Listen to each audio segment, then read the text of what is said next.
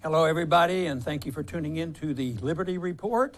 With me today is the director of the Institute for Peace and Prosperity, Daniel McAdams. Daniel, good to see you today. Good morning, Dr. Paul. Oh, good. We have a special guest today, and I'm looking forward to this. He's been on our program before because we have a lot of respect for his writings, especially because he's very much involved in foreign policy and empire building, and we talked with him once not too long ago about his book, The Brothers. And today we're going to talk about his newest book, The True Flag. That's Stephen Kinzer. Stephen, welcome to our program today. Well, we can talk a little bit about the book while we're adjusting the audio. You know, The Brothers was a book that you brought to my attention very early on. Yes, and I was very fascinated with that, and we both found it, very, very interesting. And the brothers, of course, were John Foster and Alan Dulles, and of course, we're very interested in the CIA, so that was important. But now, Stephen has this new book out. Matter of fact, it just came out this past week, so we have a very early copy of this. And his newest book is called The True Flag. And this, of course, is fascinating because it goes over in detail the history and the debate that went on in the early part of the last century, leading up to and during the Spanish-American War. And there was a lot going on there. We, took over a lot of land, but what fascinated Stephen in this book is how marvelous it was that there evolved from this a major national debate that went on for a good while, but it was sort of the beginning, what he establishes in the book, that this was the beginning of the empire, something we talk about and something I detest is empires and imperialism. And of course, there was a lot of enthusiasm for this back before, and I guess the biggest cheerleader was Teddy Roosevelt for this. Now, I think Stephen is there with us right now. Yes, I'm here. Oh, very good. We've done a little introduction to your book and showed the copy to the audience, and I was just about ready to expand a little bit more on lining up the debate, and I was going to mention how this debate that so impressed you and impresses me, that even after the Spanish-American War was over, all of a sudden we had some major names, important names, that most of these names that people will remember. And you might start off by just telling us a little bit about how the two sides lined up and who really won that debate. This book is really a part of a series in which I'm looking for untold stories. I'm always looking for big historical episodes that help shape our modern world, but that for one reason or another have been lost to history. So we all know the story of how the U.S. expanded beyond North America in 1898 and 99 with the Philippines and Cuba and Puerto Rico and Guam. But what I had never realized is that the entire United States was focused in a huge national debate over whether this was a good idea. It didn't come automatically. Just about every major political and intellectual figure in the country took part in it. The magazines and newspapers were full of this debate. The United States Senate debated the treaty by which we took those islands for 32 days. And the entire nation was riveted on this debate. So in my book, I'm trying to bring back this debate. First of all, with the purpose of showing that the debates we're having now about expansion and the debates we've had all along, whether it was Vietnam or Central America or Iraq, are all over the same issues. We're always repeating the same arguments. And those arguments were made for the first time in this Senate debate and the public debate that surrounded it in 1898, 1899, 1900. The Anti-Imperialist League arose and became a huge force in American life. So you ask, who were the characters? These are titanic figures that lined up. On the side in favor of expansion, you had really a triumvirate. The public figure was Theodore Roosevelt. The person more or less manipulating the project from Washington was Senator Henry Cabot Lodge. And then the mighty megaphone, the one who projected this imperialist fever to Americans, was, of course, William Randolph Hearst, the newspaper publisher. Then on the other side, you have also a great array of figures. So Andrew Carnegie, the richest man in America, was a fierce anti-imperialist. And so much so that he even offered to pay the U.S. Treasury $20 million to buy the Philippines so he could set the Philippines free. And at the same time, you have this super plutocrat as a fierce anti-imperialist. You also have the principal labor leader of the era, Samuel Gompers. You have Booker T. Washington, the major African-American figure of the time, Jane Addams, the great social reformer. You had former President Grover Cleveland, and then you had the emergence of Mark Twain.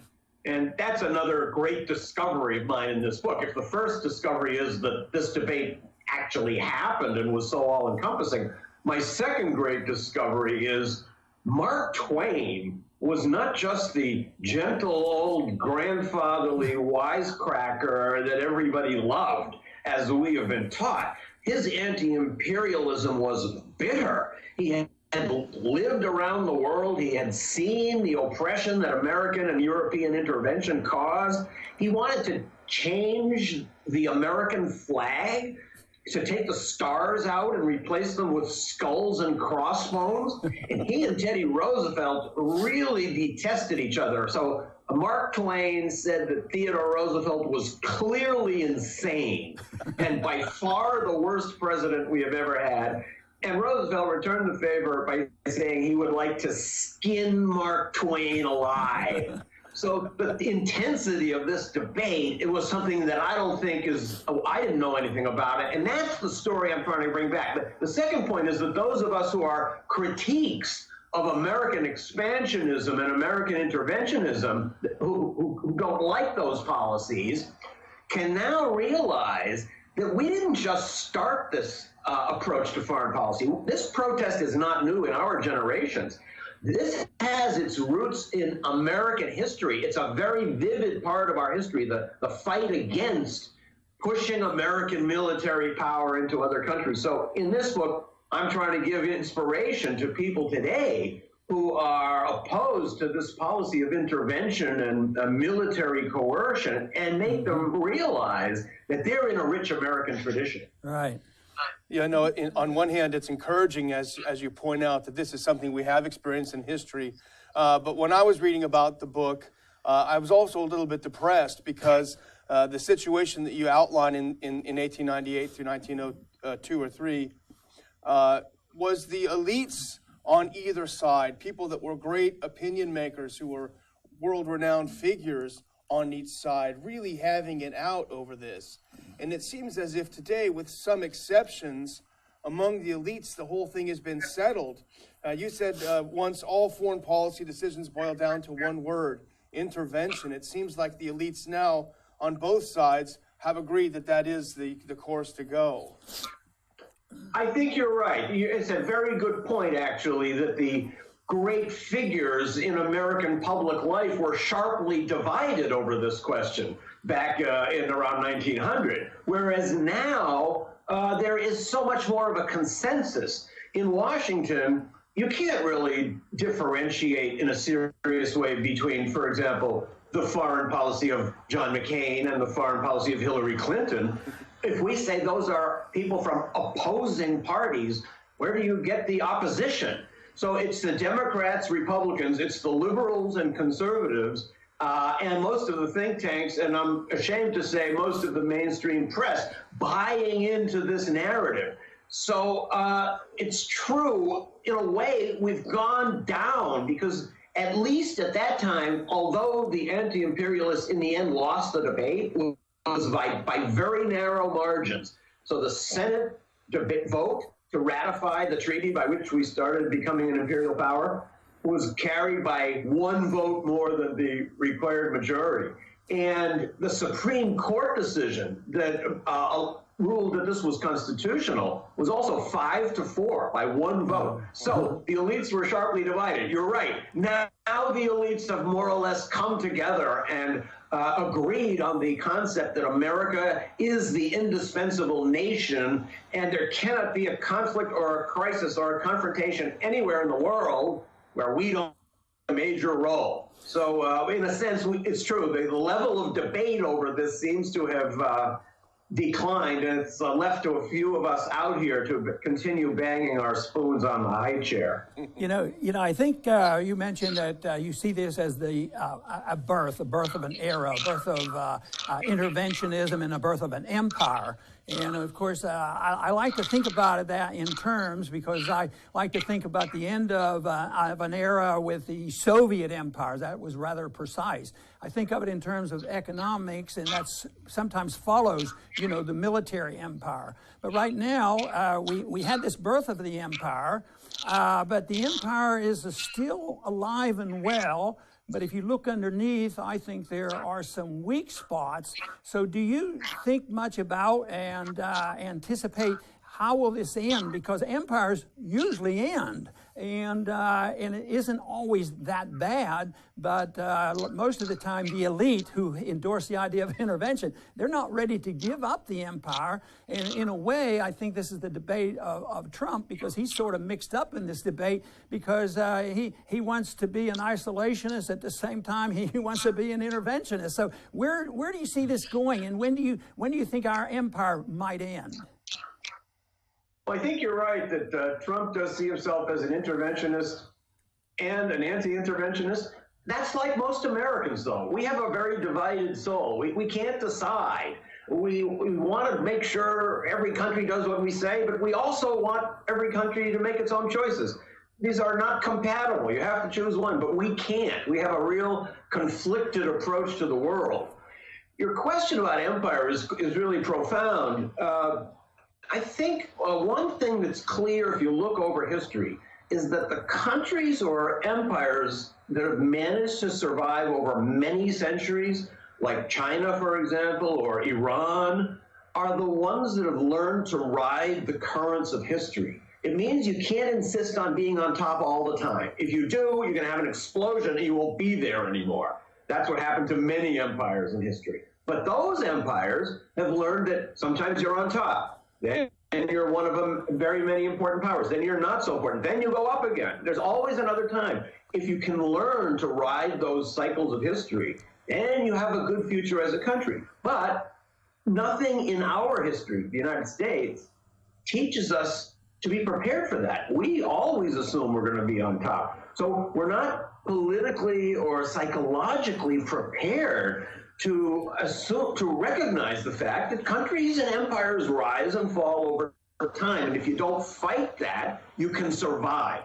But it raises the spectrum of that syndrome first pointed out by Thucydides in his history of the Peloponnesian War more than 2,000 years ago. So he wrote that and it's a principle, I think, that goes way beyond that war. He wrote that using that war as an example, major conflicts tend to break out when a smaller power or a power that has been lesser is rising to challenge the dominant power. And he says the war is usually not triggered by the country that's rising. It's usually triggered by the country that's been on top and gets into a panic about seeing a challenge to its leadership. So if you believe in that theory of the Thucydides trap, as it is called, we might be in danger of that. And I don't think we're really prepared, as I said, as a nation, to adapt to the currents of history to the degree that we need to if we want to maintain our security and our prosperity. Very interesting.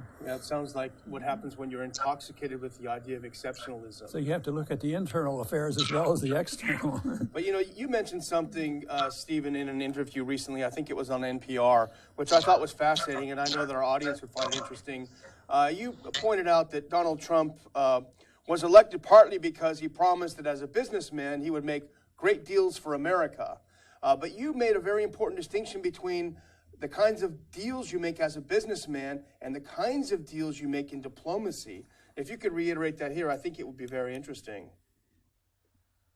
Diplomacy, in a sense, is also deal making. So it, on a certain level, seems reasonable that a person who's had a career making deals would be a good person to participate in international diplomacy. But these negotiations are actually quite different. In a business or a legal negotiation, the goal is always to get as much as you can. And it's a zero-sum game. The more you get, the less the other person gets. And that's what you want.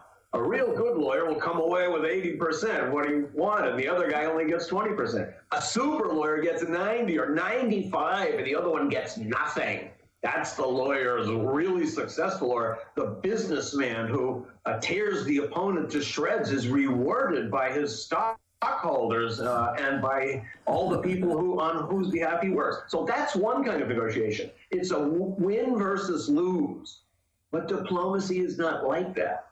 Diplomacy only succeeds when everybody is able to go away from the table thinking that they got something.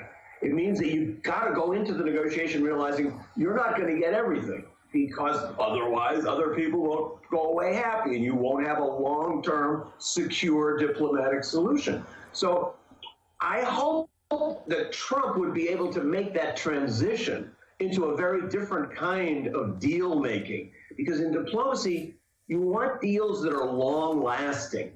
And that means deals that everyone feels they have a stake in maintaining. It also means that you have to invite all the players in. One of the reasons that the Syria crisis has become so horrific is that the United States decided very early on that there were certain negotiating partners we would not talk to, including the government of Syria. So, since we wouldn't talk with them, we couldn't negotiate an end to the fighting, so the fighting just continued. You have to be ready to accept partners that are not already your friends, and you have to accept that you won't get everything and that the agreement has to satisfy everyone around the table. So that's not the kind of agreement that Donald Trump is used to negotiating. Can he make that shift? We haven't seen any signs of it yet. Right. Steve, I want you to touch a little bit on motivation for the support of the people for some of these interventions. And sometimes it's just military expansion. We need markets, we need oil, and this sort of thing. We need more land, and we need more customers, and we just believe in that. And other times it's humanitarian. We got to go and save them and spread American exceptionalism because we're great and we will do good and take care of them, and we'll be, the humanitarians that will provide so much help to the world. But recently I've heard some comments made that one of the things going on is that they claim they're non-interventionists. We don't want to, be involved. We're not going to start a war. But because we went into the Middle East and because we did this mess and we really messed up things and we precipitated some violence and disrupted these countries. Now, it isn't so much intervention as we have this moral responsibility to clean up our mess. We caused this problem, so we better send more troops in to take care of this. Have you thought about that argument? As a matter of fact, this argument came up exactly in the debate that I write about in The True Flag, the debate that shook the U.S. Senate in early 1899. So one senator did get up and say, if we withdraw our troops from the Philippines now, the Filipinos will be killing each other. Another senator got up and said, but isn't that better than us killing them? That's it. So I really feel this has a relevance to the modern Middle East, exactly as you pointed out. The Middle East approach that we take is so reflective of the inability of our foreign policy to change as the world changes. So there was a great policy, a great rationale for entering that part of the world. First of all, we wanted to keep the Soviet Union out. Second, we needed to protect these sea lanes that were bringing us the oil that was vital to our economy. So those rationales are gone now. There is no Soviet Union. The oil out of the Persian Gulf is not vital to our economy. We are now the policemen of the Persian Gulf at great cost and also exposing ourselves to much danger and provocation. And really, we are protecting the sea lanes by which oil is being shipped to India and China and Japan, who are paying zero, while Uncle Sucker is still patrolling the Persian Gulf day and night. So here's an example of a foreign policy that might have made sense in another era, but we still cling to it. That's one of the real pernicious aspects of intervention. It's like a tar baby. Once you're in, you can't get out. Exactly for the argument that you point out. People say, oh, well, now that we're in, it's too late to get out. If you use that argument, you are there forever. That's right. Daniel? You've talked a little bit about journalists and the danger to journalists in this kind of populist era that we have, and you've made some really interesting points. But reading an interview where you discussed that, I was struck by the danger to independent journalists, which I think might even be greater. There was this famous article in the Washington Post where they referenced a site that named 200 fake news sites, including our institute, but also Drudge Report, Counterpunch, and a lot of other big sites. I was wondering what you felt about the danger to journalists, and particularly independent journalists, and also what about someone like Julian Assange? Would you consider him a publisher, a journalist, and as such, should he have protection as a journalist and publisher? Well, I do feel that journalism now is under threat. The obvious threat is that there's so much what they now call fake news or alternative facts out there, as if science and fact don't count. I believe that the loyalty to truth is the #1 responsibility of all journalists. You must believe in the right of your viewers or your listeners or your readers to have the truth. So you're on the one hand competing against outlets that don't believe that just promote things that aren't true. And then there's another layer to it, to which you allude, and that is that those who question established paradigms, particularly in foreign policy, but maybe also in other areas, automatically, for ideological or political reasons, get relegated into the category of fake news. So that then becomes another way to discredit independent journalism. So in that sense, independent journalists are in trouble from both sides, that those that are lying and those that want to group us in with the group that are lying. So we're in an odd era in which there doesn't seem to be a clear recognition on the part of many Americans that there's a certain number of things that happen that are factual. They're not subject to interpretation. And some of what we're getting out of Washington these days definitely feeds that disquiet. Right. Stephen, I want to ask a question about a subject that I have encountered in the debates now, and I'm sure you'll recall that when I used the word blowback, people didn't like that. The establishment didn't like that.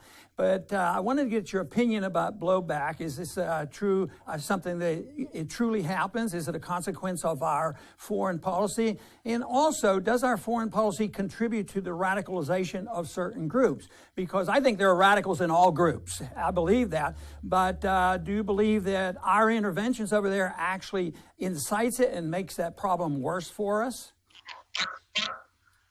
Blowback is a very real phenomenon, and I understand why Americans don't grasp it. We forget these interventions as soon as the front page news is over. After a few days or weeks, we don't remember that they even happened. How many people know that we fought a war for years in the Philippines, or even what we did in Central America during the 1980s? These fade from memory very quickly. But the people in the target countries do not forget. These memories fester and burn in their hearts and souls, and they do create radicalization. They make people militant. For many people, that's the only face of the United States they ever see. And this is one of the most depressing aspects of our foreign policy. Our country, the United States, has a fantastic story to tell. And for all our sins, huge numbers of people admire us around the world because of all we've achieved at home. But we don't tell that story in the world.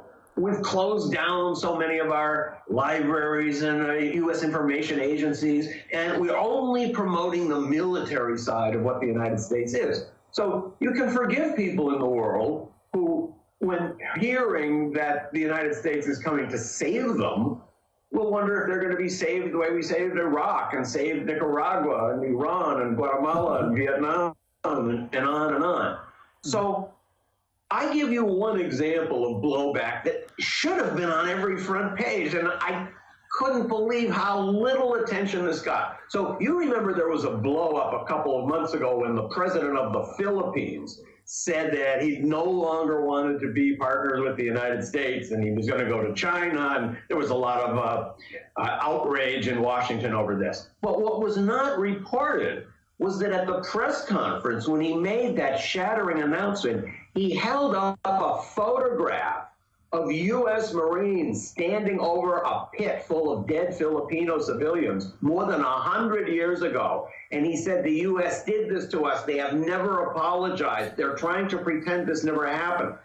So what it means is that this episode that happened in the Philippines more than a century ago has just led the Philippines, through its president, to decide to make a dramatic shift in its geopolitical orientation. You talk about blowback. That's 100 years. That guy was not even born then. That memory of what happened is a collective national memory. Otherwise, why would the president of the Philippines be waving around a photograph from 1908 to justify a political decision he's making now to break with the United States? If you want to see an example of blowback, it couldn't get clearer than that. You know, that is a great point. And a more modern example of blowback would be, of course, our participation in getting rid of Mossadegh in Iran, and all of a sudden leading to a tragic relationship with Iran, which continues. But anyway, Stephen, I want to thank you very much for being with us today. It's a great review of your book and your philosophy, and I appreciate very much you coming on. Well, it's an honor to be on with you, sir, and I look forward to next time. Wonderful.